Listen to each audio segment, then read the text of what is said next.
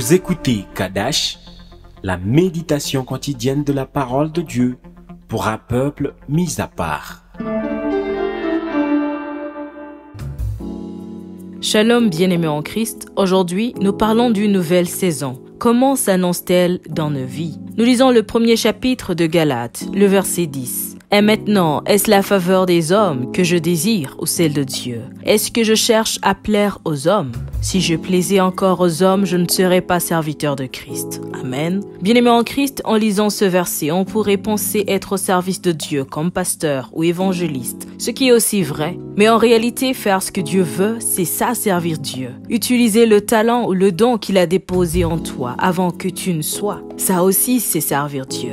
Alors quand tu réaliseras que quelque chose de très précieux a été déposé en toi, le premier combat que tu auras en toi sera de chercher l'opinion extérieure. Et la suggestion pour la plupart sera « laisse tomber, cela n'est pas fait pour toi, c'est dangereux ». Et ça ne veut pas dire qu'ils ne t'aiment pas, non. Certains ont peur et ils pensent te protéger. Et dans ton cœur, tu auras cette confusion. Est-ce Dieu ou je me suis trompé? C'est ainsi que Paul se pose la question. Et maintenant, est-ce la faveur des hommes que je désire ou celle de Dieu? Si tu cherches à obéir à la pensée de l'homme bien-aimé en Christ, tu passeras ta vie au même endroit. Mais si tu obéis à Dieu, nombreux seront contre toi, oui, mais Dieu sera avec toi. Et sa force dépasse celle de la multitude qui t'entoure. Alors bien-aimé en Christ, qu'as-tu maintenant et que tu as peur d'utiliser pour la gloire de Dieu? Tu refuses de sortir de ta zone de confort parce qu'on t'a dit quoi? Prends ce qu'on t'a dit comme une clé qui ouvre la porte de ta destinée. Dis-toi que celui qui a mis cela en toi peut également le réaliser à travers toi.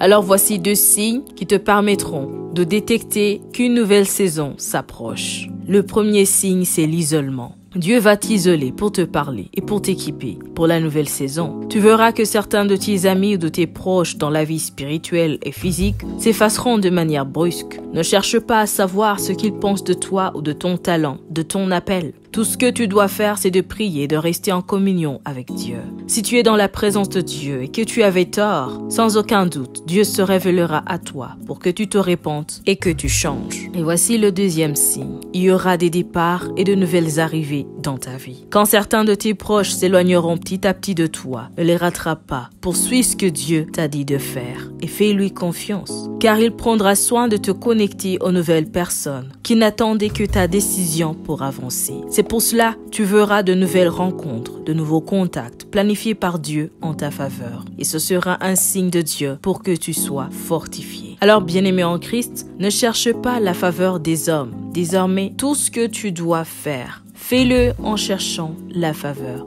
de Dieu. Sois richement béni. Shalom.